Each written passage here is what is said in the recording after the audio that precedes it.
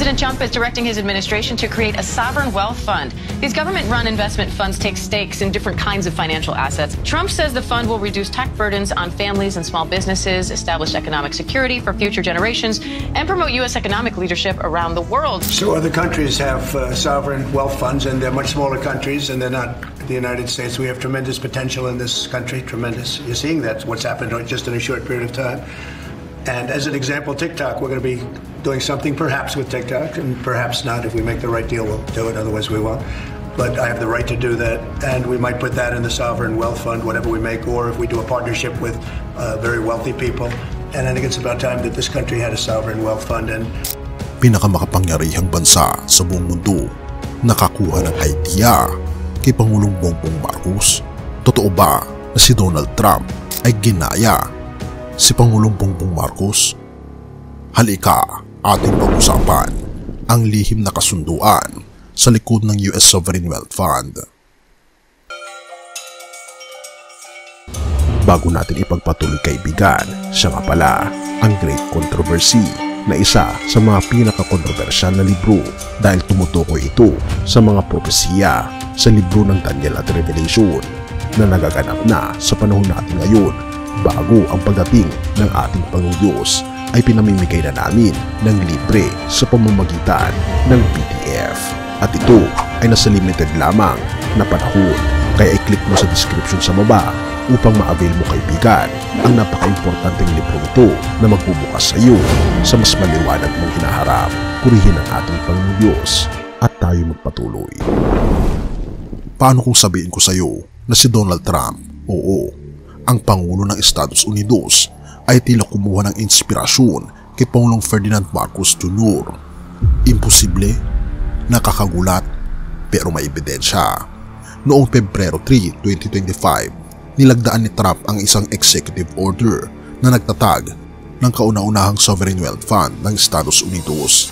Isa itong hakbang na hindi pangkaraniwan para sa Amerika, na tradisyonal na umaasa sa pribadong sektor para sa malalaking pamumuhunan.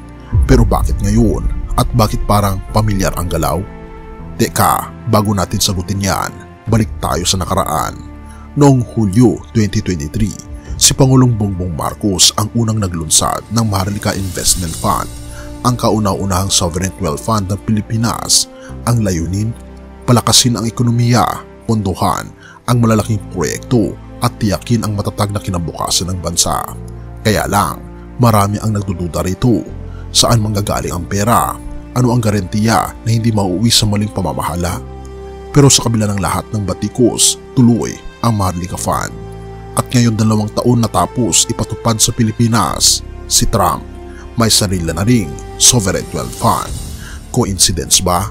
O ginaya niya ito kay President Marcos Jr.? Pero hindi lang basta ginaya, may mas malaking twist. Ang US Sovereign Wealth Fund ay pupondohan mula sa taripa at iba pang kita ng gobyerno. Isa sa unang hakbang nito, isang higanteng akwisisyon, ang pagbili ng TikTok upang maiwasan ang 10% taripa at pigilan ang pag-export ng fentanyl mula China. Kung titignan mo, may pagkakahawig sa estratehiya ng Pilipinas. Ginamit ng ating Pangulo ang Sovereign Fund upang pondohan ang infrastruktura at iba pang proyekto. Samantalang si Trump, ginagamit ito bilang economic weapon laban sa China. Parehong may grand plan, pero magkaiba ang approach. Sa makatuwid, malinaw na hindi lamang tila inspirasyon ang nakuha ni Trump, kundi ang konsepto mismo. Pero may malaking tanong dito. Kung hindi ito tradisyonal na estratehiya ng Amerika, ano ang tunay na motibo ni Trump? Una, may eleksyon sa 2028. Kailangan niyang ipakita na may bagong solusyon siya sa lumalalang utang ng Amerika. Pangalawa, gusto niyang ipakitang mas mahusay siyang negosyante kaysa sa kanyang mga kritiko. Pangatlo, ito ang paraan niya upang protektahan ang US laban sa China. Isang estratehiya na hindi niya nagawa sa kanyang unang termino. Pero may isang mas malaking problema. Ang Sovereign Wealth Fund ay nangangailangan ng malinaw at maayos na pamamahala. Kapag nagkamali ng desisyon, maaaring mauwi ito sa pagkalugi o mas masahol pa, sa malawakang korupsyon. Isang bagay na madalas na nangyayari sa mga bansa na hindi sanay sa ganitong sistema. Kaya nga naman, ang mga gumagawa lamang nito ay talaga namang matatalino At isama mo rito ang ating Pangulo. Ibig sabihin mga kaibigan, matalino talaga ang ating presidente. At sinasabi ng ilan na ang paggawa ng sovereign fund ay hindi lamang sa Pilipinas, kundi ito rin ay nagawa sa mga ibang bansa. Ngunit gayon pa man, hindi may aalis sa ating isipan na tila ginaya ni Trump si Pangulong Bongbong Marcos dahil kilala ang Pilipinas na malapit sa United States of America. Magiging matagumpay kaya ang sovereign wealth fund ni Trump? O isa lang itong pampabango para sa eleksyon? Ano man ang sagot, isa lang ang malinaw. Kung may inspirasyon man siya, alam na natin kung sino ang nauna. Purihin ang ating Panginoon Diyos and have mercy, O God. Kawikaan 21 verse 5. Ang mga panukala ng masipag ay patungo sa kasaganaan, ngunit ang bawat nagmamadali ay patungo sa pangangailangan. Ang sovereign wealth fund, tulad ng anumang malaking proyekto, ay nangangailangan ng maingat at matalinong pagpaplano. Sa Biblia, itinuturo sa atin na ang tagumpay ay bunga ng masusing pagpaplano at tapat na pamamahala. Ngunit kung ito ay gagamitin sa maling paraan para sa pansariling interes, hindi para sa ikabubuti ng nakararami, tiyak na hahantong ito sa kapahamakan. Ang kasaysayan ay paulit-ulit na nagpapatunay na ang bansang may tamang pagpapasya at mahusay na pamamahala ay umuunlad. Ngunit ang mga pabigla-bigla, mapanlinlang o sakim na leader ay nagdadala ng kahirapan. Kaya't bilang mga mamamayan, mahalagang maging mapanuri tayo at ipanalangin natin ang mga namumuno upang sila'y magkaroon ng karunungan, katapatan at takot sa ating Panginoon Diyos sa kanilang mga desisyon. Ang tanong, ang sovereign wealth fund ba ay magiging pagpapala para sa bansa o magiging kasangkapan ng ilang makapangyarihan para sa sarili nilang interes?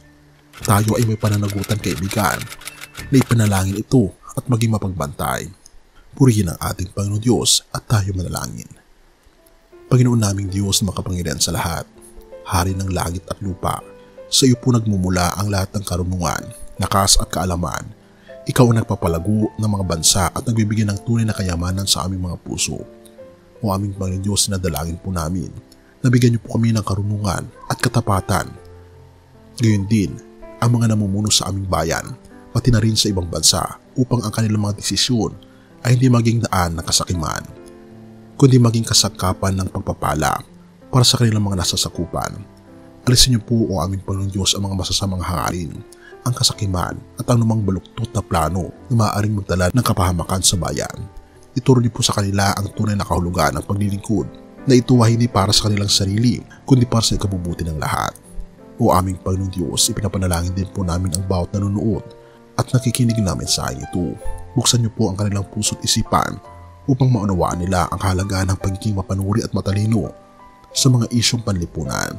Gabayan niyo po sila at maging ang kanilang mga pamilya na magkaroon ng tamang desisyon at bigyan niyo po sila ng diwang makadiyos upang mas mapalapit sila sa iyo. Tulungan kami, Panginoon, na tignan at basahin ang iyong pong kasulatan at sundin po namin ito. At turuan kami, Panginoon, na makilala po namin ng husto ang aming Panginoon Kristo. Higit sa lahat, Panginoong Diyos, palalahanan niyo po kami na ang tunay na kayamanan ay hindi lamang nasa yaman ng mundo, kundi sa yaman ng aming relasyon sa inyo. Huwag niyo po kaming hayaang maging alipin ng salapi o kapangyarihan, kundi matutong umasa at magtiwala sa iyong mga pangako. Pinupuri po namin kayo at pinapasalamatan, o aming Panginoong Diyos, sa inyo pong patuloy na pagmamahal sa amin at sa patuloy na pagbibigay sa amin ng aming mga pangangailangan, at salamat sa pagdinig ng aming mga panalangin, at patawarin po kami sa lahat ng aming pagkukulang at pagkakasala sa pagkatapos sa maghiling sa matamis na pangalan ng aming Panginoon Jesus. Amen.